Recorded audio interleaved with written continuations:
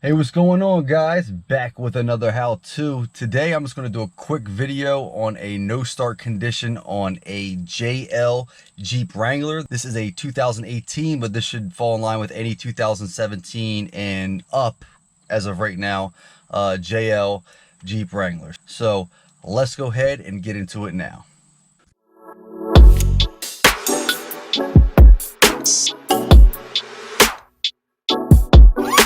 All right, guys, so I'm going to do a detail on this. This vehicle is simply here for me to do a detail, and the customer parked it in my driveway, and the next thing you know, I came out to get started. I was going to move it, and it didn't start. So apparently he just got this. He's only had it for maybe a couple weeks. Apparently he's had no issues, but of course, as soon as it's parked in my driveway, it doesn't want to start. But honestly, that worked out in his favor because I was able to fix it. So let's go ahead and review what that issue is. So if we start this now, it's going to start because I fixed it.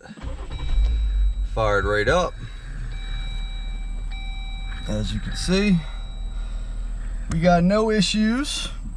All right, fuel tank about, half to 3/4 full. See, we're idling good. Turn it off and give you one more start.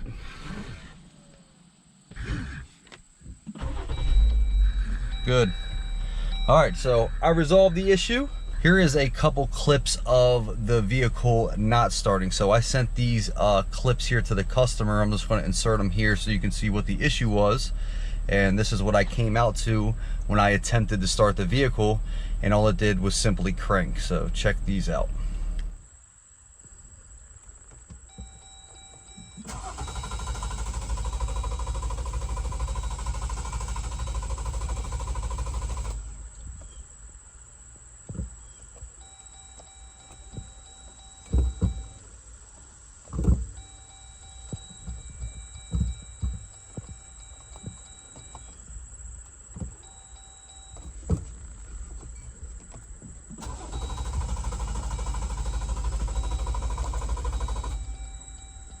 Nothing. All right, so as you can see, it was simply just cranking. Once you hit the start button, it would just and you would have to, essentially turn it off to, get the starter to stop engaging. And you don't want to let that starter run. If you've done this a few times, 3, 4, 5, 6 times, stop. Don't let it go a long time because you can burn your starter up. So you don't want it to sit there and keep cranking. It's not good for the starter. Just shut it off, accept that it's not going to start, and then move on to start to diagnose it. So I went right under the hood, and I was able to figure it out immediately what the issue was, because this only has 52,000 miles on it. I don't know if you saw. I'll go ahead and bring it back up here. At least I think I'm going to. Yeah, there you go. 52,000 miles. So I was like, if the thing's been running fine, obviously it really shouldn't be anything major wrong with it. But usually when you got a crank issue where it's just stuttering, it's the ignition's going, it's trying to start, but it's not starting, it's usually a fuel issue. So I assumed that it was a fuel issue, went under the hood, and I went for the relay. And let's go ahead and go under the hood, and we're going to review that now. All right, guys, under the hood here. Now, one thing you could do, and I did this as well just to be 100%, you can check your battery just to make sure it's good. You can check the voltage. With the vehicle off, the battery should read about 12.5 volts, okay? So about 12.5 volts is a good battery. You might see it at, 12.4, maybe even 12.3 on some cold days, but anywhere, in that 12.5 range is where it should be. So if we're testing it, it is at 1276, which is good. Usually when this was just running, so after a vehicle's been running for a little bit, the battery will be a little bit higher reading because it was charging from the alternator, as that is the alternator's purpose, is to charge the battery. So if this was a cold morning, we came out, it might read 12.45, 12.5 in that area. As you saw, this was just running, so we're getting a 12.75 reading, which is good. We know the battery's good, so that's an easy way to rule out the battery as your potential issue. And that should easily eliminate any questions as far as the battery is concerned. So once I did that, I knew we had a fuel issue considering the cranking, so came right to the relay box. So if you press that tab in, tab on the back, press them in, should lift right off. And thank you, Jeep, Mopar, whoever, for actually putting all of the appropriate fuses and relay listings with the diagram, because a lot of new vehicles, especially like, you know, 15, 16, 17 up, they don't have this. You got to go reference either to the owner's manual, or some of them won't even have it in here at all. So this is pretty beneficial. So what I did, of course, was went to the relay column. I was like, yeah, in my head, I'm like, this probably is a fuel pump relay, and, you know, come right to the relay. So if we go down here, this is the relay column. Hopefully that is focusing good. But the second one is K2. That is the fuel pump. So if we come up to the key here, so this is the diagram as to what you see here. Okay. K2 is this first relay right here. That relay. Okay. This is the fuel pump relay. What I did is there's a relay right here, which is the same relay, the 8475. If you take it to the key, that would be K21, which is HD accessory number 4. So this one here is HD accessory number 4. I pulled that, which is this.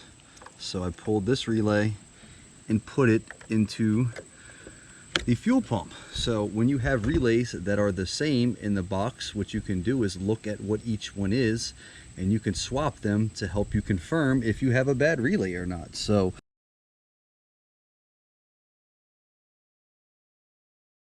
you're really just pulling one that isn't important. Like you could pull like an AC relay, or like, you know, a light relay, something that isn't important to the vehicle running or starting. So I didn't know what that HD accessory was, but it didn't sound important, so I figured we could give it a shot. So I pulled it, put it up here, started right up, had zero problems since I swapped it. So I do obviously, of course, want to put a relay back in here. So I told the customer what the issue was, got it situated.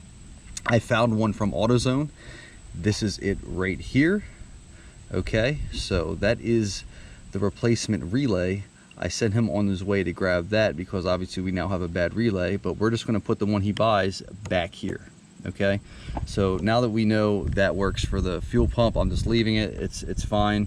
We'll just put the replacement back here so this runs. This isn't important right now. So, you know, before this vehicle even gets moving again, it's probably going to have that back in there with no issues, of course. But you know, if you're in a bind, you could honestly just pull this, put it up there. Like, you know, let's say you're stuck at work, stuck in a parking lot, something like that. Pull this, put it to the fuel pump, test. If it works, you can go home like this. You don't need to go get this relay, you know, the second you pull off. So, you know, this is an easy way to diagnose what this issue is. Like I said, this is a low mileage vehicle. This is only 52,000 miles on it. It's a 2018.